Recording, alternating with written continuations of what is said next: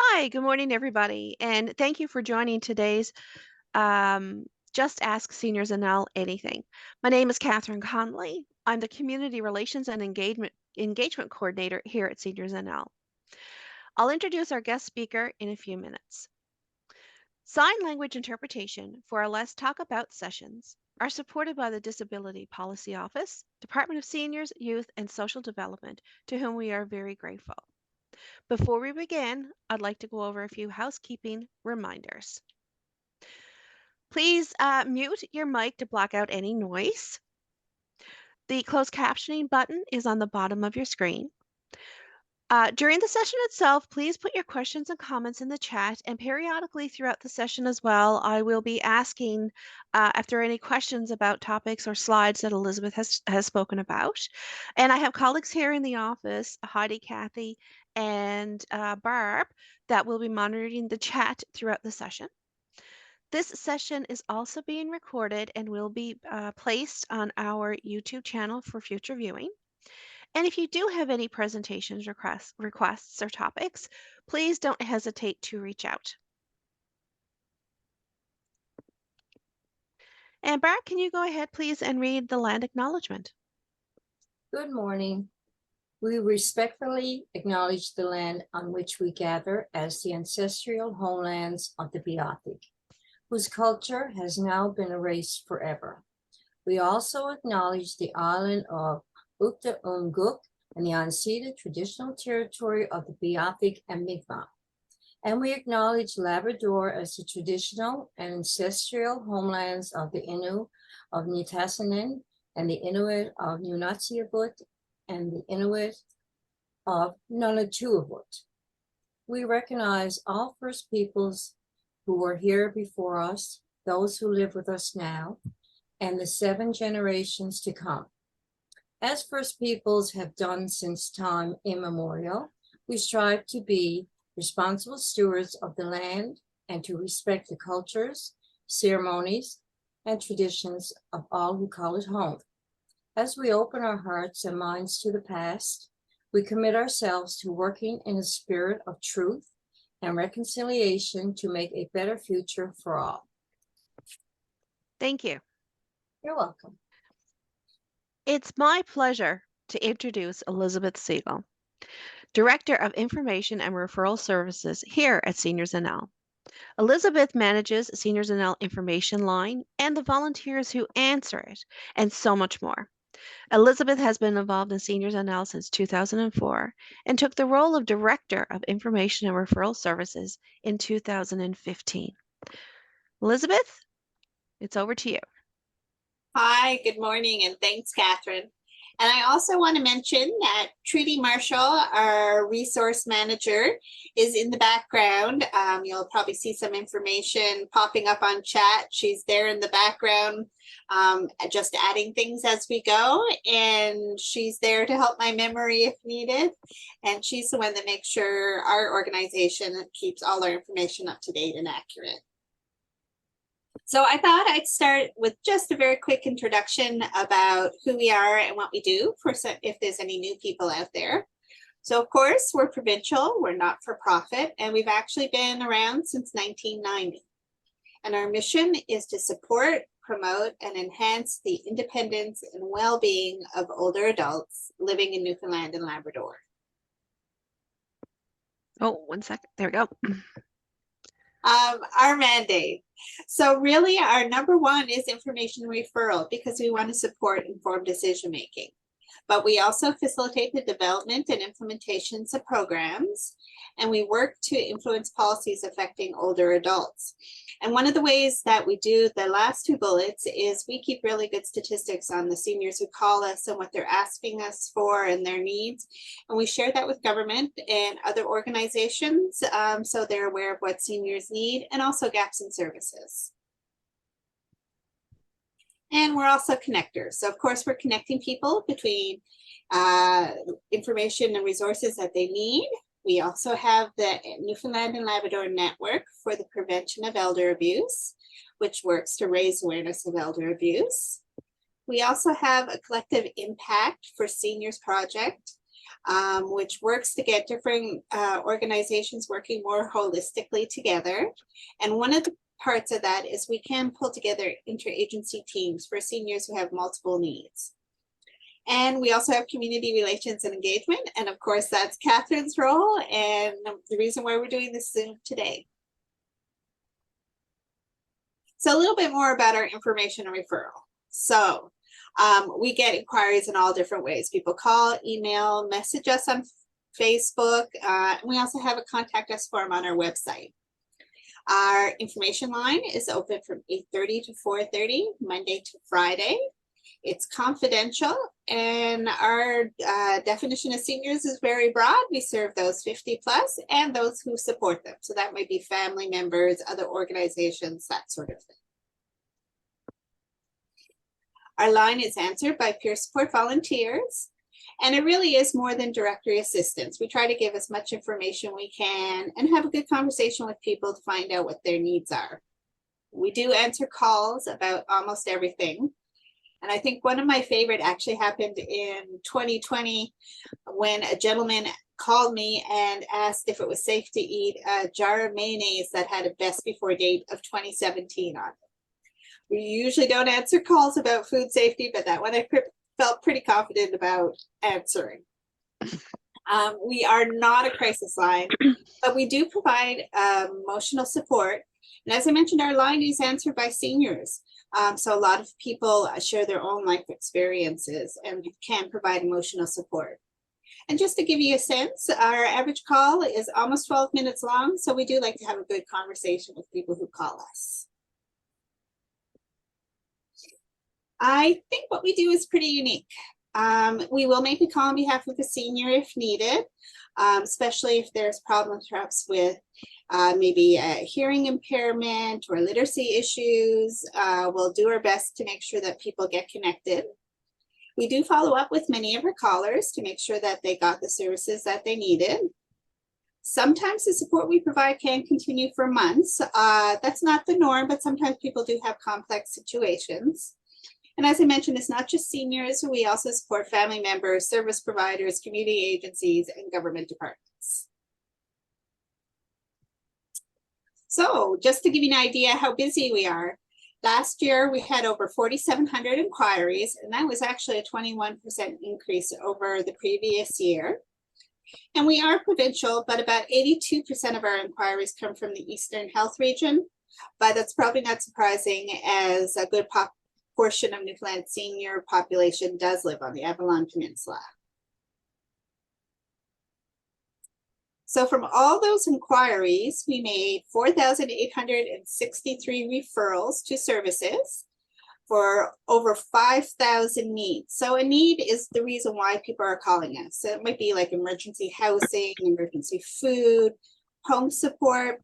So you'll see that often people call us with more than one need, and sometimes we will give them more than one referral. And those referrals were to 340 programs and services offered by 199 different agencies. Now, before we move on to the next slide, does anybody have any questions for Elizabeth on anything that she's just introduced or any of the slides that she just spoke about? No? Okay, thank you.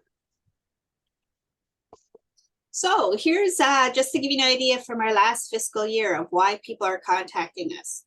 Last year, health was actually the top need, but that was primarily because we were mailing out COVID tests provided by the Red Cross to seniors around the province. But traditionally, our top three are housing, taxes, and daily living.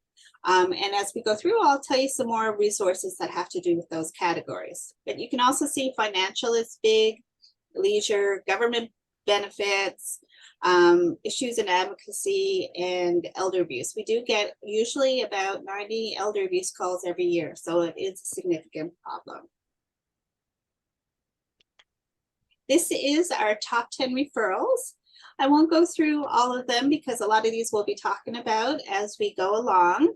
But I did just want to pull out one because I don't think I have a slide on that. And that's the Public Legal Information Association of Newfoundland and Labrador.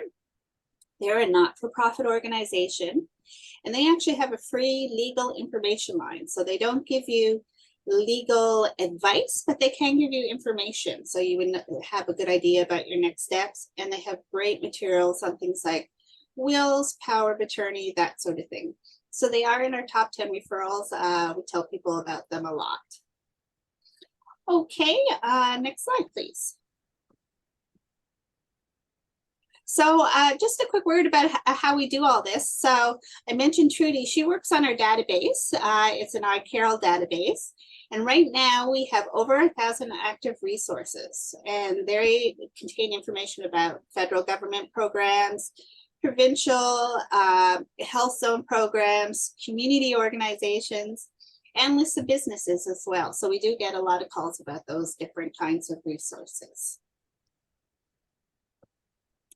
So before we jump in, I just wanted to give you an update.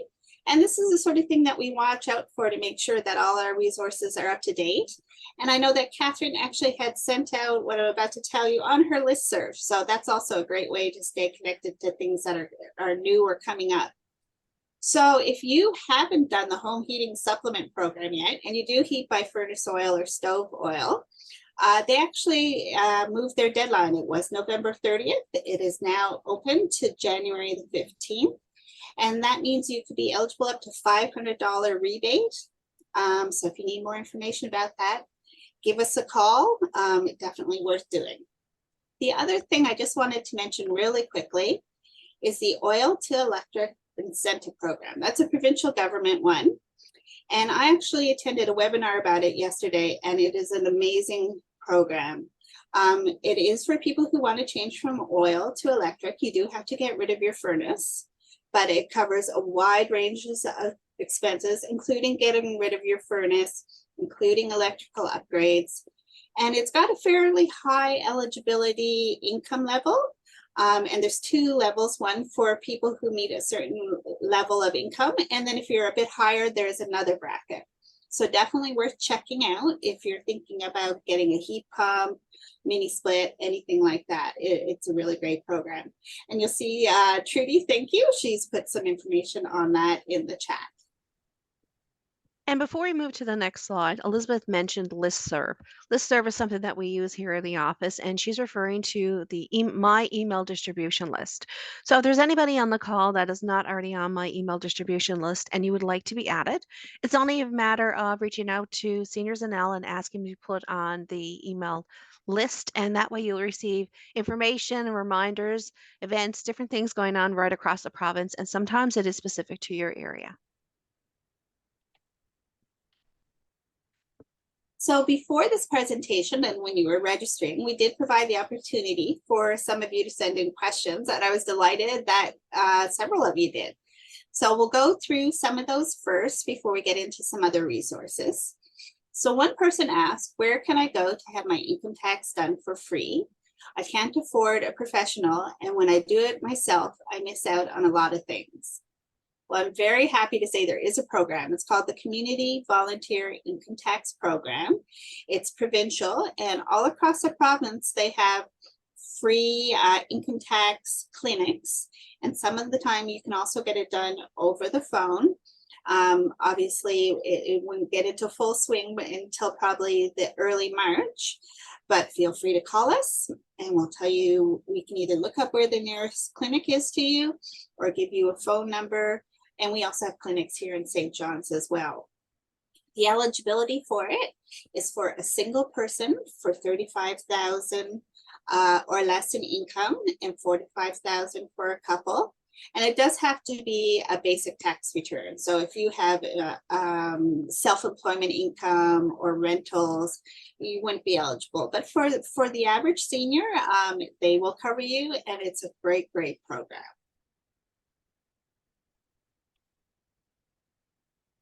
So we also had someone ask, how many requests do you receive for assistance? So as I mentioned, we have about 4,700, at least last year. And what tools do you use to determine effective communications and determine user satisfaction? So that's a great question because, of course, we want to make sure we're helping the seniors that call us. A couple of things I can tell you. When we do send out an email, we do have an email survey that people can respond to, but not everyone likes surveys. I would say probably our primary way of doing that is that we do a lot of follow-ups with seniors to make sure that they got the services that we referred them to and that they got the help that they needed.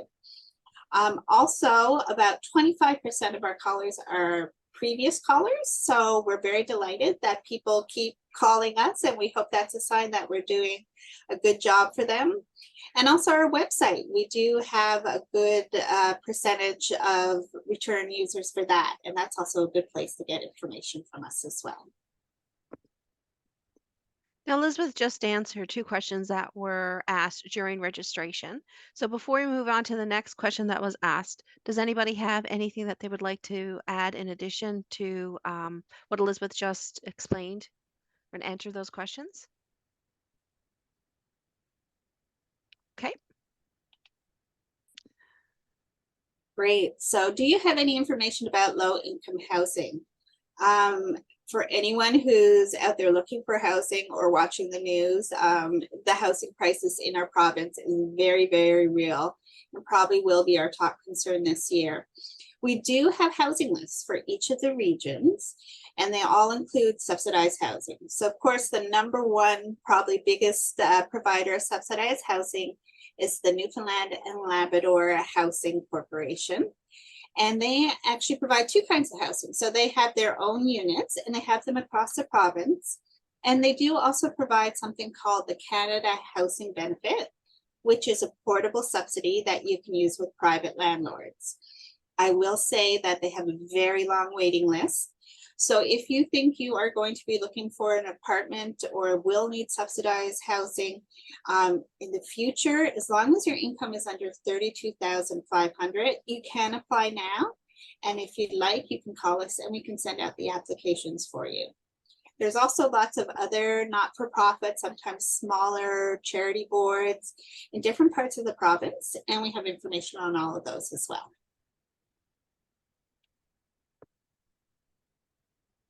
Why do seniors have to pay for an ambulance out of pocket? And why must they have a credit card? Again, a great question. Actually, some seniors do not have to pay for an ambulance. It really depends on what provincial health plan you have. So most seniors, or a good number of seniors, who are on guaranteed income supplement, and those people have the 65 plus drug plan, and that actually covers ambulance. Oh, no, sorry, it does not, but there is another plan that does. So with the 65 plus drug card though, your prescriptions are $6 each. The other plans are Assurance and Access, and there's also one called the Foundation Plan. So primarily the people on the Foundation Plan are people who are on income support, and to be on income support, you have to be under 65. But what a lot of people don't realize is if you have subsidized home support, you also have the foundation card. And that opens you up for quite a few other services, and ambulance is one of them. So some people will have a drug card that says ambulance on it. But unfortunately, it is only for those on the foundation plan. And why must they have a credit card? We do get a lot of calls from people who don't have credit cards, who don't do online banking and that sort of thing. We actually followed up on this one, and we found out while they prefer credit card payment for convenience, absolutely you can pay by check, by e-transfer, all sorts of ways. So that is not a requirement.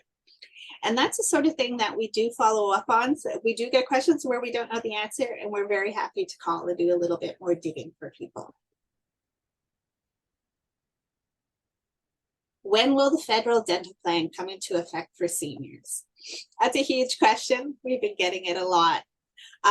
First of all, a lot of people don't realize that there still is a limited provincial adult dental plan. And again, I had just talked about the foundation plan. So if you are on income support or if you have subsidized home support, you will have some access to the provincial dental plan. But the feds have announced that one is coming. They had said that it would be out by the end of the year. Although we haven't got a lot of details, we did learn that it's going to be staged by age ages when it comes out. So that they'll be starting with older seniors and starting to send out letters about it. And then they'll do that in a phase send out depending on age. And I do think that we will start to get, people will start to get those letters soon. It might be a couple more months before it's fully operational and we have all the details. But if anyone has dental work that they truly can wait on, it probably would be worth it because we're expecting some good news soon. So another question about glasses. We hear a lot about teeth, eyes, and ears. Are glasses covered for seniors? For the most part, they are not. Again, if you have that foundation card that I mentioned, you can apply. Technically, seniors can apply for the vision care program, but the income levels are so low that even if you're on guaranteed income supplement, your income would be too high. It would really be for extremely unusual circumstances for your income to be low enough for a senior to apply for that. And again, remember, the key is if you have subsidized home support, that would open that up to you. We also got a question. My vision is poor and I was told I'm on a waiting list for cataract surgery. Is there any way of knowing or getting proof I'm on a waiting list? I think we all feel the same way, that sometimes our names goes into that big black hole. Again, that's another one we had to check on. Just to try out for in St. John's, we tried the health sciences. And they did encourage people to go through their eye doctor first for the first source of information. And they can make inquiries. But for instance, in St. John's, they said that people could try the surgical daycare. They would need their MCP number to see if they're on that list. But again, really, your doctor is the number one way to make that inquiry. An eye doctor. Thank you, Trudy. And Elizabeth, the number that you have down there on the bottom, is that the surgical daycare, is that just for in St. John's or is that for the entire province? Perfect. Thank you for asking that. Yeah, that's actually just the health sciences. And if someone is in a different part of the province and you don't have access to the number you need, we're very happy to find that for you. Thank you. I find the papers to apply for transportation medical costs very hard to fill out. Is there anywhere to get help with this? And we also had a similar question. The application I need to fill out is on the internet, but I don't have a computer. In both cases, we're very happy to help. People in St. John's can come in and see us, but we do a lot of this over the phone. We find the same form that you're filling out and we can walk you through it step by step. In some cases, we've even filled it out with getting the information from you, and then we'll mail it to you so you can do the final sign off and send it in. So don't hesitate if you do have problems with forms to give us a call, and we're very happy to help. Now, before we move on to the next slide, Elizabeth, can you just explain the transportation medical costs, the application, the program actually that will cover some of these expenses? Yeah, thank you for that. It's the Medical Transportation Assistance Program, or MTAP for short. It does, you can apply for support if you need to go out of the province for something that's not here, but also within the province. So for instance, if you're driving to a major center for a service that's not available in your hometown, they can give you gas money. I actually don't know the rate, but it's a certain rate per kilometer. You do have to do 500 kilometers first in a calendar year before that kicks in, however. And there's also some coverage for hotels, meals, that sort of thing. So again, that program is called the Medical Transportation Assistance Program. And it is a very important one because some people are doing a lot of driving to get to major centers. Exactly. Now, before I move on to any other slides, I would like my colleagues here in the office, Kathy, Heidi, Barb, if you could have a look, please, at the chat and see if there are any questions specifically to the slides that Elizabeth just spoke about. And of course, and if anybody has a question at this point, again, just staying on target of what information Elizabeth has provided us. If you have any questions of what she's already talked about, can you please just take yourself off mute or raise your hand and ask your question, please?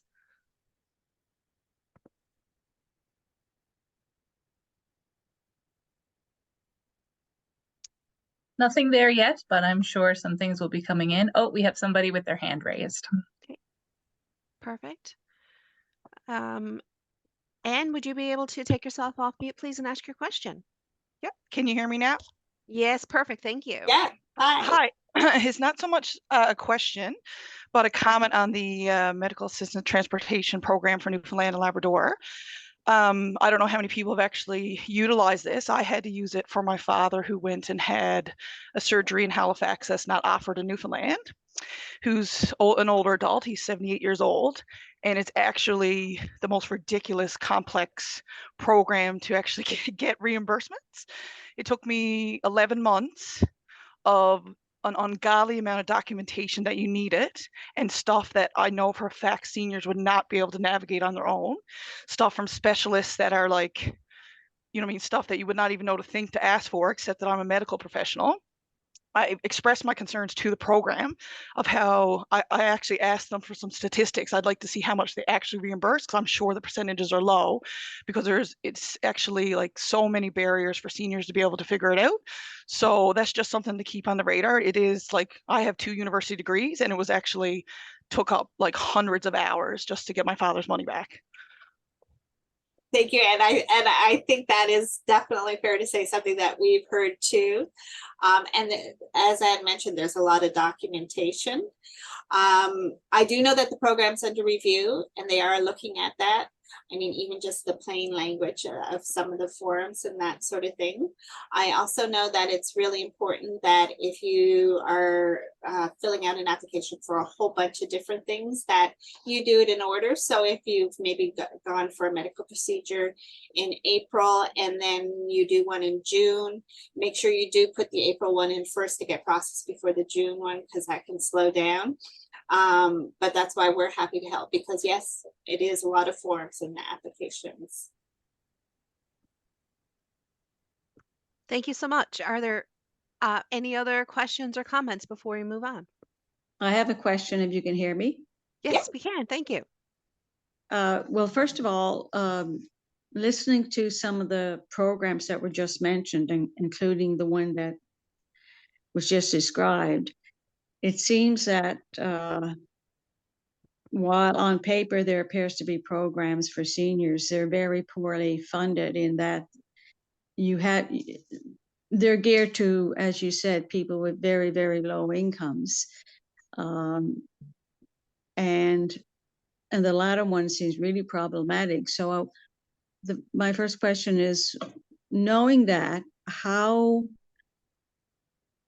do you get back? And the last person spoke said that she got back to the program people with some feedback. How do you lobby back to these departments around these programs, or can you? A great question. There's a couple different ways. I mean, I think it is important, if you're not happy with the program, to let the manager know. If it's a health authority program, or I should say Health Zone now, there are client relations in each of them. We do share our concerns with government, especially when we're hearing, you know, specifically about a program. And there's also the Seniors Advocate. The Seniors Advocate won't do individual concerns, but systemic advocacy is absolutely what she's doing. So something like that would be very, I think, appropriate for if, you know, as a senior, you're finding certain forms difficult, or a program unwieldy. The other one is the Office for the Citizens Representative, and they have the ability to look in to see if policy is being followed by a specific government department, corporation, health zone, and we have found them to be very, very effective. So again, it has to be that they're following policy, but you know, sometimes if something happens to you and you wonder, is this really how it's supposed to work? They are very good about following through and getting some results for you. What was that last one? Office of Seniors? Office? No, it's not. Well, there's the Seniors Advocate, which is senior specific. And the other one is the Office of the Citizens Representative, OCR for short. And they're for all ages, and they're for anything provincial government. Okay, I was also asking, I can see individuals calling about certain things. Like the one thing I was thinking about you mentioned was eyeglasses, which are quite a common thing that people need. But apparently, from what you said, you have to be the lowest of low income to get any assistance with eyeglasses. um, the question I had put in that didn't come up was around housing. And I mean, doing a lot of investigation, trying to get a handle on are there any volunteer organizations or government departments or crown corporations involved in housing doing any planning around housing for seniors.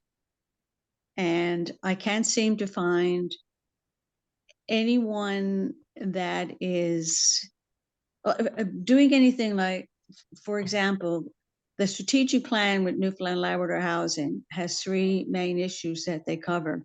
Seniors housing is not one of them. So there's no planning going on at that level. In the Department of Child, Youth and Seniors, or whatever it's called, something like that now, they don't have any focus on seniors other than programs like some of the ones you mentioned.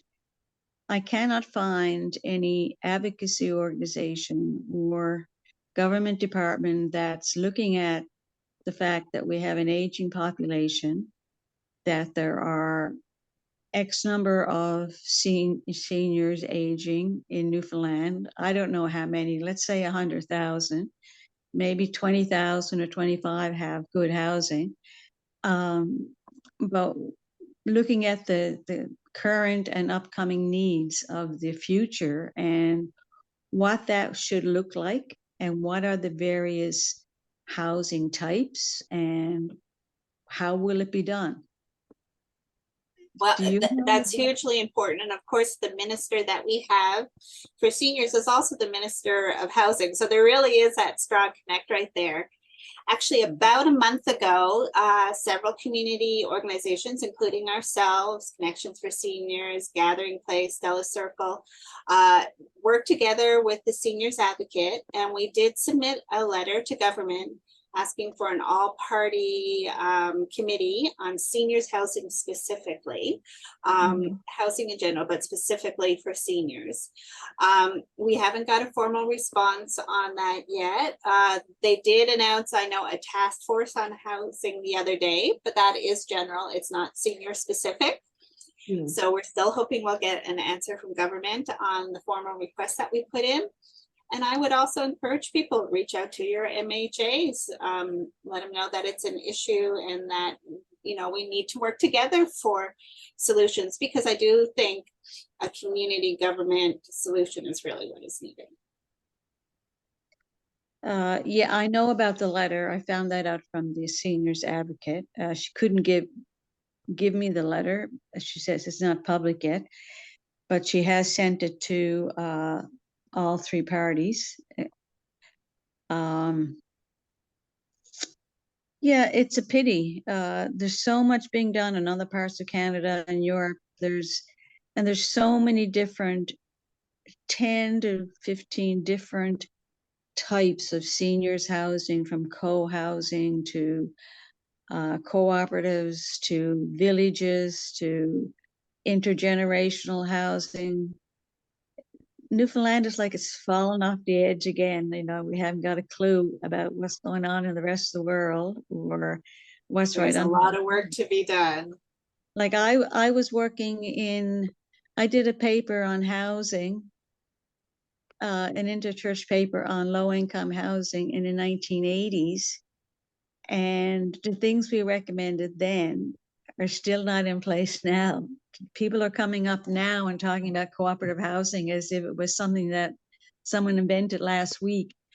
It's just incredible how little planning and thoughtfulness has gone into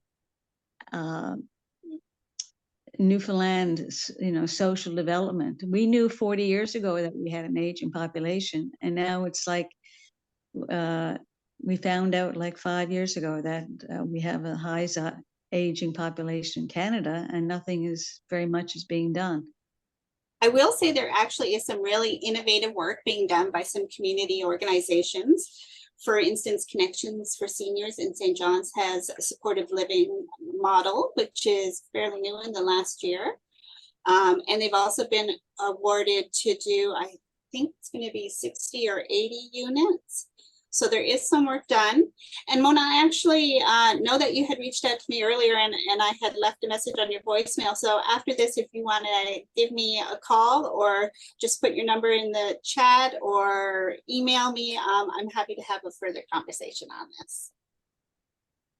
Yes, thank you. I didn't call back because I think I went on the other session like this you had about a week ago. But yes, I'll do that. Okay, perfect. Okay. Very important though. Okay, next slide, I guess then, Catherine. So these are not specific questions that were sent in, but they are examples of the questions that we receive very, very frequently. So my husband or my wife passed away a year ago and I'm finding it lonely. How can I meet new people? We do have quite a few recreation resources, especially for the larger centers. If you are in a smaller center or a smaller town and we don't have the information, we will absolutely research it for you. We do have information on all the 50+ clubs around the province. We do have a recreation guide for St. John's. We're also building one for Corner Brook. And the other thing that I just wanted to mention is that there is really good grief and bereavement counseling available all around the province. Sometimes when people lose a spouse, they want to do it right away. Sometimes even a year later, it might be appropriate for them. So if someone would like information on that, again, please reach out to us and we'll find you the nearest resource for you. And as a reminder, in the fall, a few weeks ago, we did have a grief and bereavement session that was, our guest speakers were members from NL Health Services. That is posted on our YouTube channel that you could certainly view at any point in time. Is there government financial support if I want to go into a personal care home? And the answer is yes. You do have to do a financial assessment. The same holds for if someone needs to go into long-term care or if they require home support. Depending on your situation, you might get partial or a full subsidy. So I do encourage people, if you need that service, to reach out to your health authority. I keep saying health authority, health zone, and they can arrange to have that done. We also have those numbers for you if you want them. The other thing I'm going to mention is a lot of people still believe that you need to sell your house if you're going to get subsidized, and that is not true. When they're doing the financial assessment, they don't look at any liquid assets. They do not look at your home. The only time they would look at your home is if, say, you were going into long-term care and you were going to rent it and get an income from it. But basically, they're just looking at your annual income. So if you need a service, it's worth going through the financial assessment process to see if you're eligible for a subsidy. I'm having difficulty climbing the stairs to my home. Is there anything I can do? There actually is a wonderful program from Newfoundland and Labrador Housing called the Home Modification Program. And that's exactly what it is for, to help people stay in their own homes. The income cutoff for that is $46,500, and it covers things like putting in a stair lift, putting a ramp into your home, making your shower more accessible. So again, another very good program that's out there. I think my neighbor is being abused by her adult son who lives with her. What can I do? Again, unfortunately, we do get a lot of calls about elder abuse. And Catherine, if you want to go to the next slide, I do want to mention the Adult Protection Act. So that's the law in Newfoundland protects adults who do not understand or appreciate the risk of abuse and neglect. And if you think someone is being abused or neglected, it is your legal obligation to report it. And we do have the phone number there. That law really is based on people for an adult of actually any age who do not have capacity to understand that risk. So for instance, someone with dementia. But of course, if you're calling about a neighbor, you know, you're not a psychiatrist, you probably don't know their capacity. So it is still important to go ahead and report it so at least it can be looked into. Next slide. Actually, I'll just take a quick pause here again. Does anybody have any questions for Elizabeth on the previous slides? Or if there are any questions in the chat, please.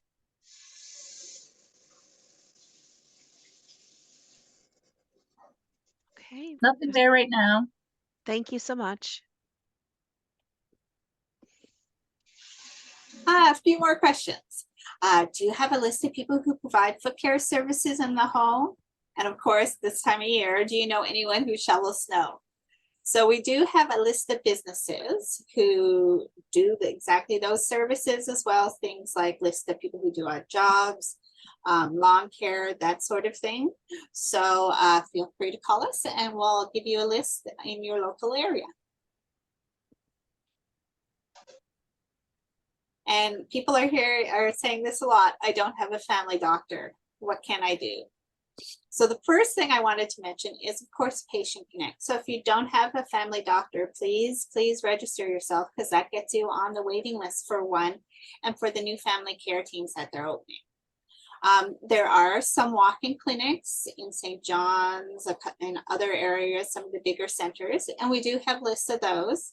And the other thing that some people are not aware of is that if you need a prescription refilled, you can call 811 and asked to speak to a nurse practitioner, and they'll call you back, and they can do most prescriptions over the phone and renew them for you.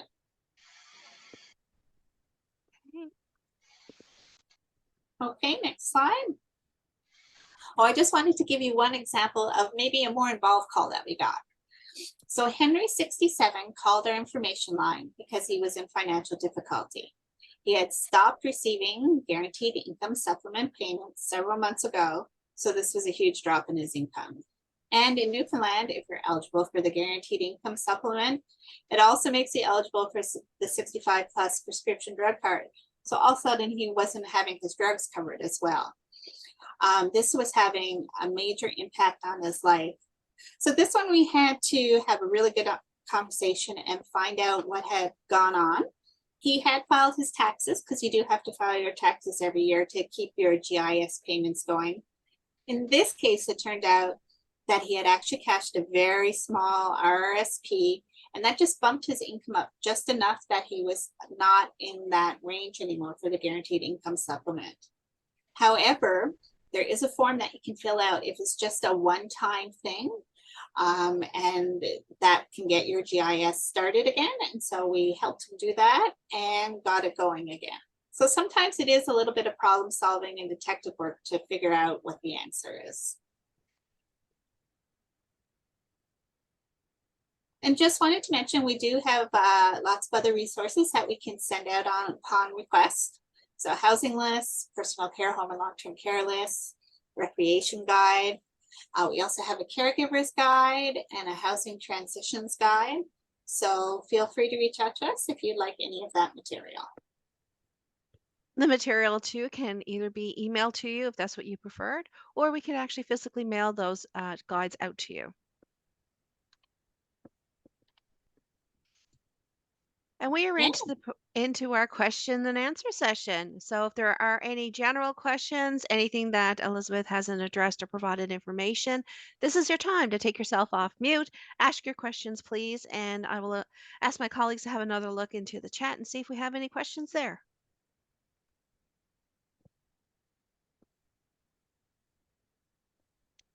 Does anybody have any questions? Comments?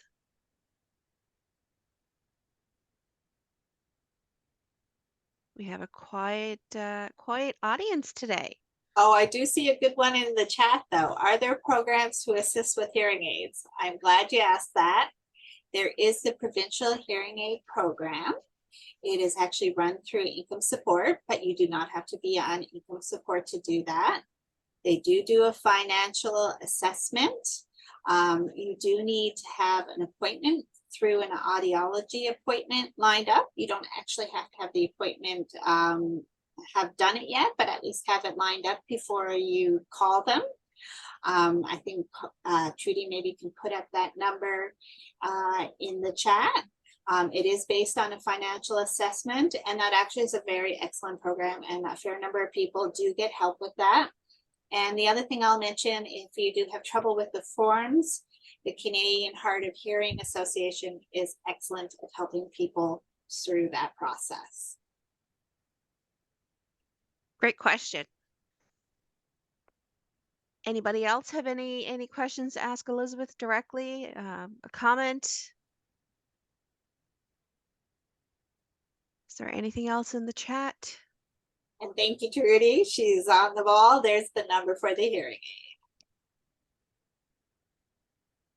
So yeah, Tamara, if you want to look in the chat, all the information that you need is there. And again, it's called the Provincial Hearing Aid Program. I have a question. Yes, please. Okay, since it's so quiet. I am a senior real estate agent, and I'm wondering, and I help seniors, and I'm always so surprised when so many are not aware of SeniorsNL. And that's the first thing I tell them, give them the website, because you have such wonderful programs and just advice and direction for seniors. My question is, how can I get on your resource material if someone is looking to speak about housing or a place, because it's so difficult to find a place for seniors, and their house is getting too big for them if they don't want to avail of the programs that allow them to stay in place. Then I try to help them contact you and to get information on housing. So can I get added to your resource list? Right now, we don't actually have a list of real estate agents, but we're happy to start one. Okay.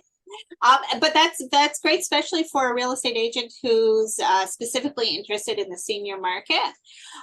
The only thing that we do ask for businesses that they're at least on the online yellow pages, and there's no charge for that. That's just basically sending in your name to have, just so that your number is available elsewhere.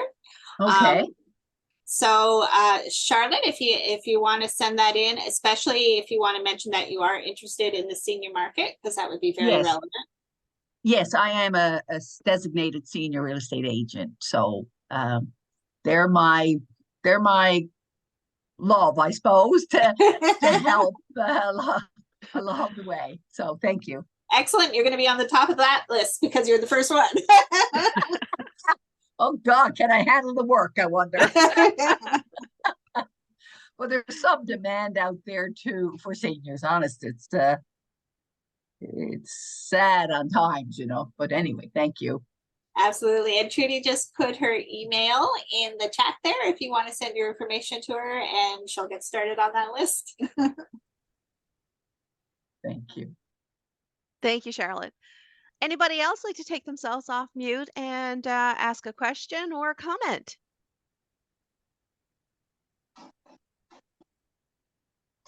Well, I'm going to talk again now because I did attend several sessions of the techno, what do you call it, guys? Techno tutors, yeah. Oh my God, they're fabulous. They're fabulous. So yes. I went into their office and sat down, and I had a list of questions, and so again, they are such a resource for seniors because they will go into their homes and help them with their technology. Excellent one to mention. So that's the Techno Tutors. They're from the Community Sector Council. They do a couple different things. They do have like online sessions with really great how to do things, you know, beginner to different levels, things like how to, I don't know, online shop, online banking, that sort of thing. You can make an appointment to go into their office and they'll help you one-on-one. For people who are not in the St. John's area, they'll do their best to help you over the phone or online. And yeah, they're really about digital literacy and making sure that the world is more open to seniors, because that's a huge barrier right now for people who either don't have access to the internet or don't have access to the training for it. So Charlotte, I'm glad you mentioned them. Thank you. Are there any other questions? Again, the line is still open. We're into our question and answer session. Oh, and thanks, Trudy. Trudy put that information in the chat as well. No other questions? Okay, I'm just going to move to the next slide, Elizabeth. So yeah, I guess the takeaway is you don't have to know everything. You just need to know who to call. I've thrown a lot of information at you. That's why we didn't put numbers right on the screen for everything, because a lot of them are coming fast. Please call us, email us, reach out to us through our website, and we can give you more detailed information about any program or service that you might need. And there's our toll-free information line, and also our main email, and of course our website address. We are coming to the end of our session, so I do have the slide there again, just to kind of remind people, if you have any questions, comments, concerns, this is the time to go ahead and ask away. So normally at the end of the sessions, I'll have the next two sessions lined up with the dates as a reminder. However, this one is a little bit different. So now I'm going to say stay tuned for our 2024 Zoom session lineup. I'm in the process of getting our Zoom sessions ready to start.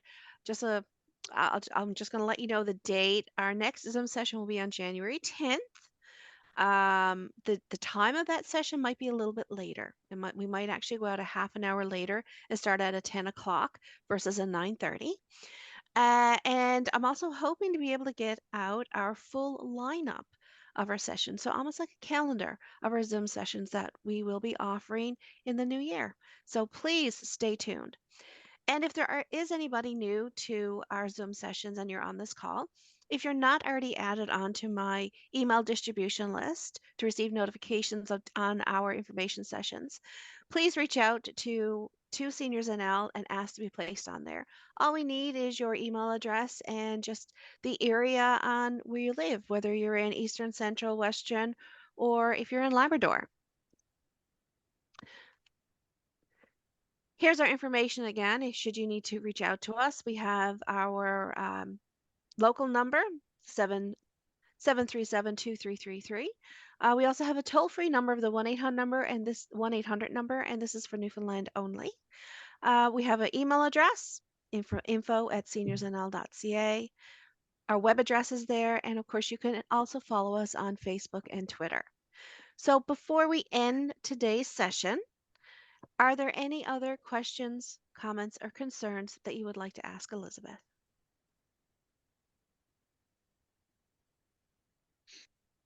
Okay, we're quiet, still quiet. So I would like to say thank you, Elizabeth, for taking the time out of your schedule this morning for Just Ask Us Anything session. We will be having another Just Ask Anything session in 2024. And I hope everybody today enjoyed the session and you captured and learned some new information. Great, thanks everybody. Thank you very much. Have a great day.